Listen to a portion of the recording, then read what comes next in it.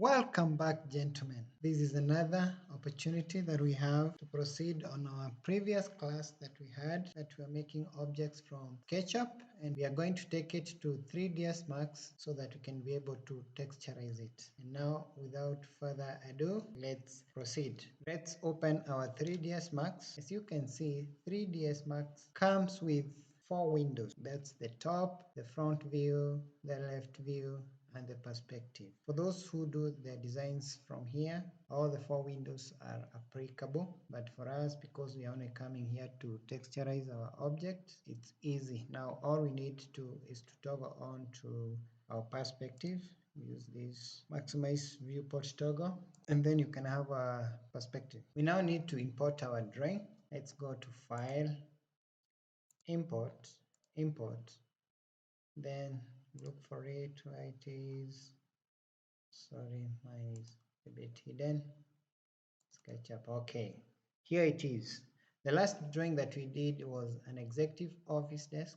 So click on it, open, and 3ds Max gives you a dialog here whether you want to merge objects with the current scene. Current scene is exactly what we have before you bring your drawing. And for us, we don't have any, but you could be having, so that's what we call merging. But for us, we do option number 2, completely replace current scene. So click on that. And here comes our executive desk. White, without any texture.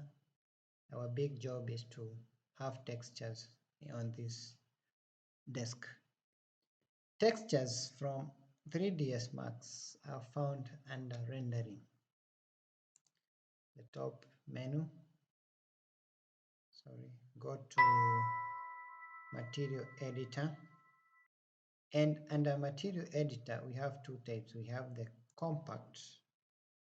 Compact is what you can see with many balls here, or and still go back, rendering, material editor, straight material. I prefer this because it gives you very many options, so I'll be working with this.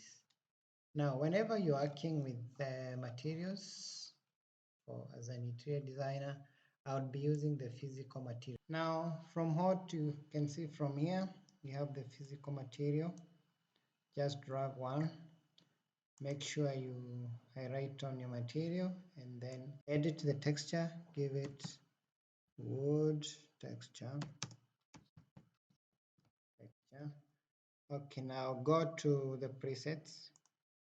You can see we have wood here, but it's vanished. We don't need one. Let's do the non-metallic material. And then make sure you go to where we have basic parameters, base color, and reflections. If you click on the first item, it gives you the normal colors that we have, the hues, and we don't need that. We need to have the map. Click on the map, go to bitmap, and make sure that you choose your texture from wherever you save your things. And mine is a bit hidden. Here it is. Click on this one, open, and you can already see it here. Wood comes with some kind of roughness, so maybe we can do 0.4 here. The last thing that you need for texture is bump. Bump is more of some kind of roughness to our desk, so it raises the texture, makes it realistic. So just pick on the bump 3D and make sure that you attach this to a bump on the main material. Choose here.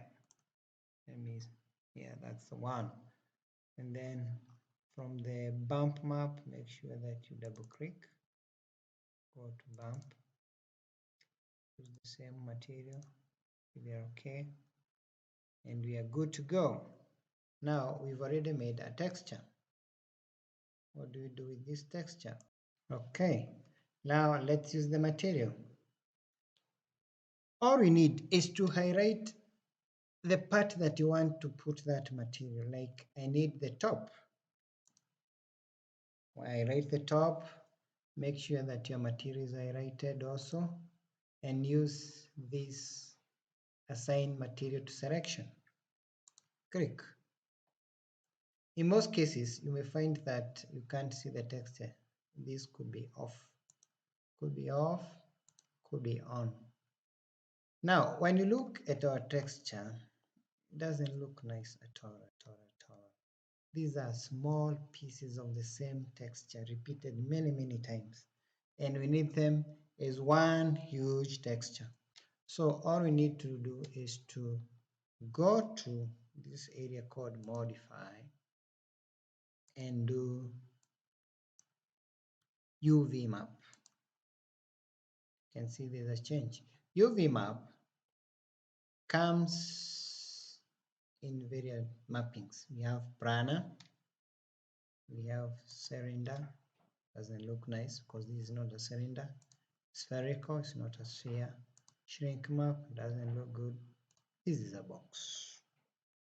But when you look at what we have here, the yellowish box that we have represents our mapping, and it doesn't cover the whole table. So what do you do so that it can cover? You either click on fit. As you can see, it has already done our magic. Or let me undo. You can bump up these values. That's on the opposite side.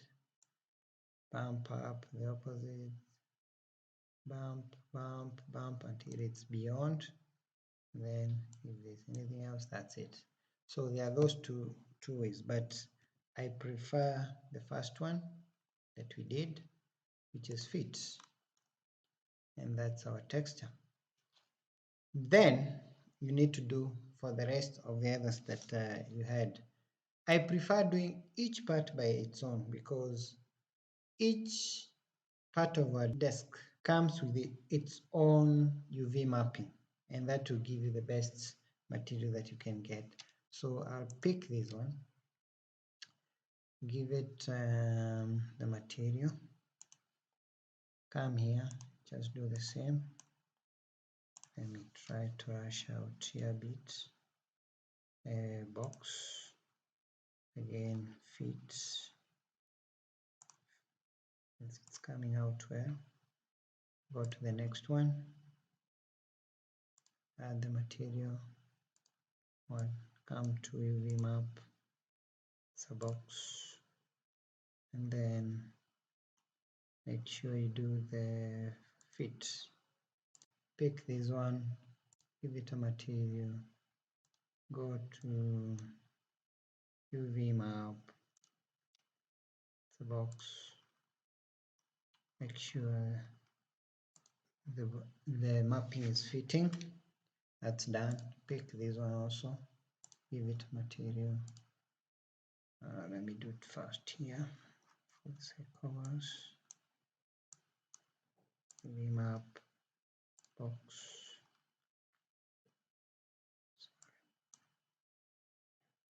fit, pick, texture, UV map, box, fit. Then the last item is this one, give it a texture, UV map, box,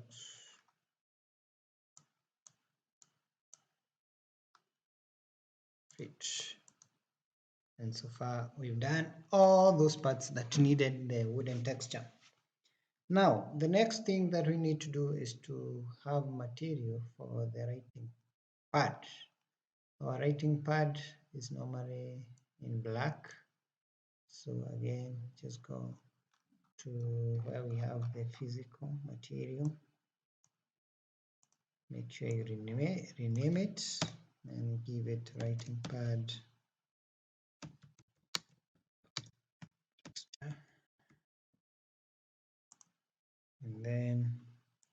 As you can be aware, we are not using any laminate texture, just using just normal paint.